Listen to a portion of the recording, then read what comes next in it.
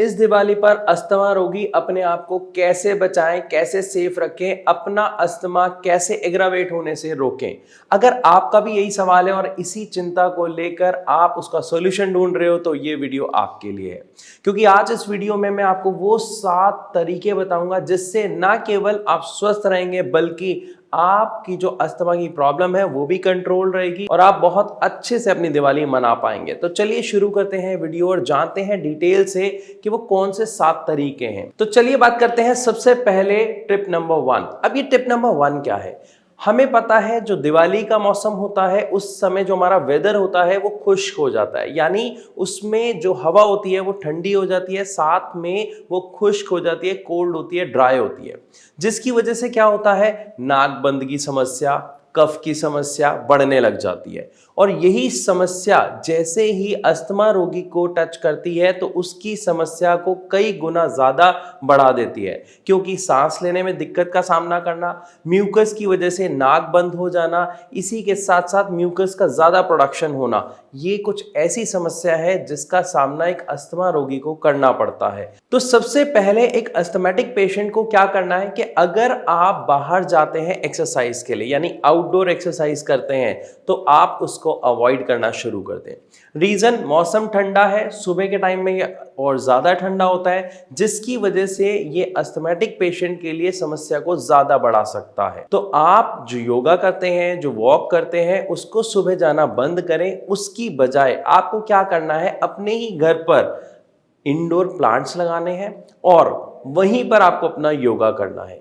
इससे जो एकदम से ठंड के टच में आप आते हैं और आपका अस्थमा एग्रावेट होने के चांसेस होते हैं वो नहीं होंगे और आप अपने अस्थमा को मैनेज कर पाएंगे।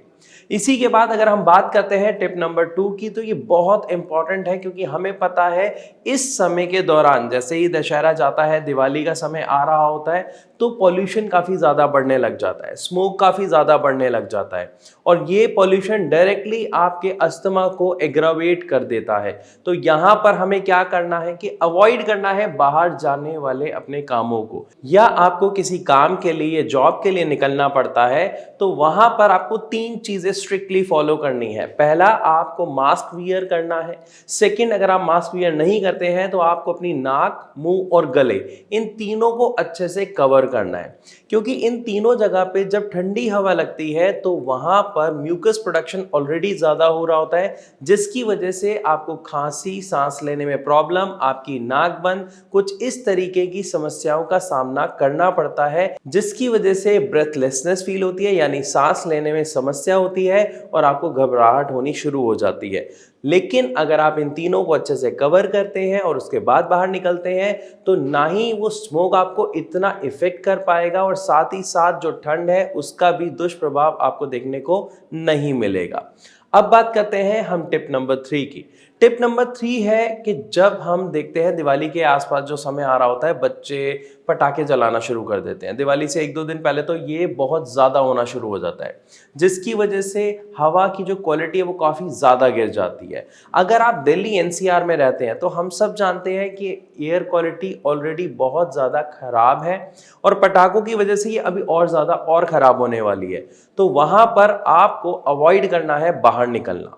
साथ ही साथ एक और चीज बहुत स्ट्रिक्टली तरीके से अवॉइड करनी है, दिवाली की मिठाई खाना। अक्सर ऐसा देखा जाता है कि मिठाइयों को देख के जी ललचाता है, लेकिन अगर आप एक अस्थमेटिक पेशेंट है तो यहां पर आपको कंट्रोल करना पड़ेगा, क्योंकि ये मिठाई आपके म्यूकस प्रोडक्शन को काफी ज्यादा बढ़ा देती है, क्योंकि मीठे से हमारा म्यूकस प्रोडक्शन बढ़ता है और अगर आप एक अस्थमेटिक पेशेंट है तो आपके लिए ये एक समस्या बन सकता है। तो यहां पर आपको सारी मिठाइयां अवॉइड करनी है। यहां पर कई बार एक सवाल हमसे पूछा जाता है कि सर क्या हम होममेड मिठाई खा सकते हैं? तो मैंने अभी आपको बताया कि जो मीठा होता है वो म्यूकस प्रोडक्शन का सबसे बड़ा कारण होता है।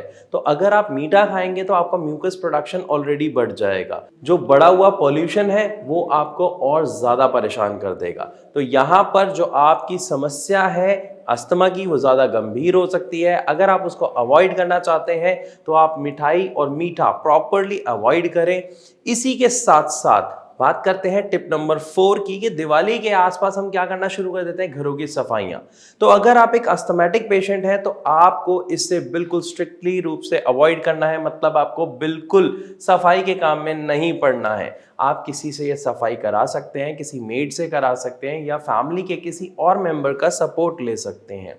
लेकिन अगर सिचुएशन ऐसी है कि कोई और नहीं है और ये सफाई आपको ही करनी है, तो यहां पर ध्यान रखें कम से कम 3 लेयर वाला जो मास्क होता है आप वो जरूर वियर करें, तब ये काम करें। या फिर अपने मुंह को अच्छी तरह से ढक लें, लपेट लें, रैप कर लें, जिससे मास्क वगैरह जो बांध लेते हैं, कपड़ा जो बांध लेते हैं, ताकि जो डस्ट है वो अंदर ना जाए और आपका जो अस्थमा है वो एग्रावेट ना हो या बढ़ ना जाए और आप अपनी दिवाली अच्छे से मना पाएं। बात करते हैं अपने अगले टिप की जो बहुत इंपॉर्टेंट है, वो है आपकी मेडिसिन्स। इतनी सारी जो कंडीशंस हैं, जैसे कि एयर में पॉल्यूशन बढ़ रहा है, ठंड बढ़ रही है, म्यूकस प्रोडक्शन ऑलरेडी आपका बढ़ रहा है, अस्थमा आपको परेशान कर रहा है, ऐसे समय में आपको अपनी मेडिसिन गलती से भी अवॉइड नहीं करनी है, उसको बिल्कुल समय पर लेना है।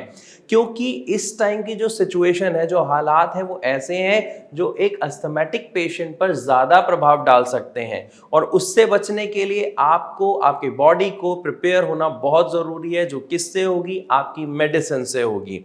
तो मेडिसिन का खास ख्याल रखें, जो भी आप मेडिसिन ले रहे हैं उसको प्रॉपर तरीके से टाइम पर लें और अगर आप कोई मेडिसिन अभी नहीं ले रहे हैं तो खास तौर पर मैं आपको यहाँ पर रिक्वेस्ट करूंगा कि मेडिसिन अपनी इस दौरान स्टार्ट जरूर रखें। और अगर आप एक सही अच्छे इफेक्टिव ट्रीटमेंट की तलाश में हैं, आप ढूंढ रहे हैं, तो आप नीचे दिए गए नंबर पर कॉल करके भारत होम्योपैथी के डॉक्टर से कंसल्ट कर सकते हैं। आप अपनी समस्या उनसे साझा करके उसका जो सॉल्यूशन है वो उनसे ले सकते हैं, क्योंकि हमारे यहाँ पे डॉक्टर्स पेशेंट के अकॉर्डिंग मेडिसिन को कस्टमाइज करते हैं ताकि उसके बेस्ट रिजल्ट्स पेशेंट को देखने को मिले, साथ ही साथ जो उनकी प्रॉब्लम है उसमें काफी अच्छा मैनेज वो कर पाए और एक हेल्दी लाइफ जी पाए। एक पॉइंट और है जिसका आपको खास तौर पर ख्याल रखना है कि जब पटाखे बच्चे फोड़ते हैं शाम के वक्त, उस टाइम आपको अपना घर प्रॉपरली बंद रखना है, अपने खिड़की दरवाजे बंद रखने हैं, या आप अपना एक ऐसा रूम देख लें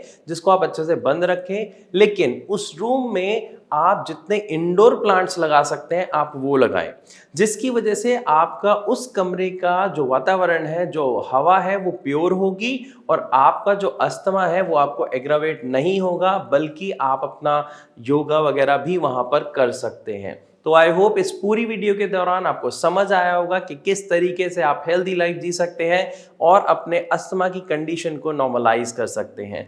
फिर भी अगर आपके मन में कोई सवाल हो तो आप कमेंट के माध्यम से हमसे पूछ सकते हैं या फिर नीचे दिए गए नंबर पर डायरेक्ट भारत होम्योपैथी के डॉक्टर से बात कर सकते हैं। तो अब मैं आप सबसे चलने की इजाजत चाहूंगा, मिलूंगा अपनी अगली वीडियो में, तब तक के लिए नमस्कार।